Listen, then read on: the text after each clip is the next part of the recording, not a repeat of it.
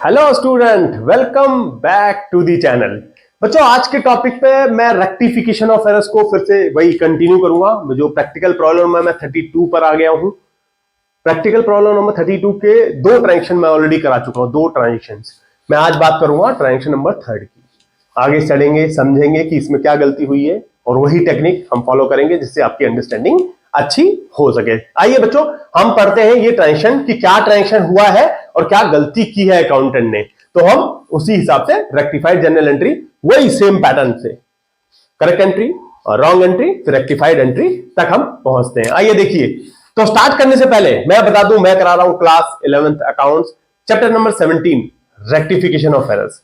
TS Grewal की book में follow कर रहा हूं, जिसका एडिशन 2023-24 का है। देखिए, रेक्टिफिकेशन ऑफ एरर्स में transaction number 3, problem number, practical problem number 32 का। देखिए, Radhe Shyam return goods, Radhe Shyam return goods worth ₹500 which was entered in purchase return book। क्या गलती हुई है इसके अंदर? देखो, हमने राधे श्याम को माल बेचा था, उसने हमने वापस कर दिया, राधे श्याम से माल वापस आ गया। Return by return goods worth ₹500। Radhe Shyam ने हमें माल वापस कर दिया। तो आप ये समझिए कि जब माल हमारे पास वापस आया है, हमने माल बेचा था, तो उसको बोलते हैं sales return book. Sales return book में एंट्री करेंगे आप। अकाउंटेंट से गलती से परचेज रिटर्न बुक ट्रिक करके उन्होंने परचेज रिटर्न बुक में एंट्री कर दी, मतलब सेल्स रिटर्न को परचेज रिटर्न मान गए। आइए देखते हैं इंपैक्ट। करेक्ट एंट्री क्या होना चाहिए? बहुत अच्छा क्वेश्चन है बच्चों, बहुत अच्छा। सीधा सेल्स रिटर्न की एंट्री को परचेज रिटर्न बना गए अकाउंटेंट साहब। देखिए, सेल्स रिटर्न में क्या होता है, आप सेल्स रिटर्न डेबिट कर देते हो, sales return account debit to Radhe Shyam. भाई, राधे श्याम को तो पैसा भी देंगे, मतलब आपकी डेटर्स क्रेडिटर्स बन गया ना, डेटर्स को आप पेमेंट करेंगे, डेटर्स कम हो गया ना, तो अब आपको राधे श्याम को पेमेंट करनी पड़ेगी भाई 500 रुपए की। तो ये एंट्री होती है आपकी सेल्स रिटर्न के थ्रू। लेकिन अकाउंटेंट साहब इसको मान गए परचेज रिटर्न। रॉन्ग में क्या करा उन्होंने?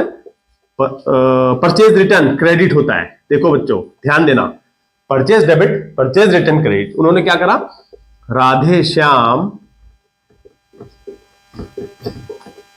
Account debit to purchase return. बोल तो रहा है कि परचेज रिटर्न बुक में एंट्री कर गए 500 रुपए की। भाई देखो, ये तो गलती हो गई। अब इन दोनों के कंपैरिजन से आपको क्या समझ में आता है, ये आप समझो। रॉन्ग करेक्ट ये होना चाहिए, कर ये गए। देखिए, यहां पर कर क्या गए होना चाहिए, राधे श्याम क्रेडिट कर गए, डेबिट होना चाहिए, सेल्स रिटर्न डेबिट कर गए, परचेज रिटर्न क्रेडिट। आइए रेक्टिफाइड एंट्री के थ्रू समझते हैं। रेक्टिफाइड एंट्री, देखिए, सबसे पहले परचेज रिटर्न को आप डेबिट कर लो, जो कि नहीं करना, ये इसको नलीफाई करना पड़ेगा ना आपको। परचेज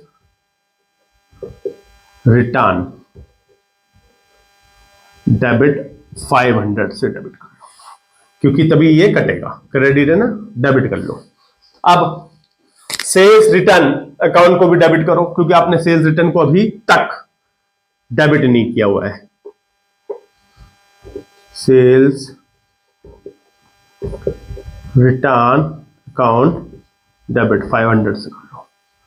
2, हमें क्या चाहिए? राधे श्याम क्रेडिट में चाहिए, लेकिन ये वाला राधे श्याम भी घटाना है हमें क्रेडिट करके। तो आपको मैं बताता हूं, 2 राधे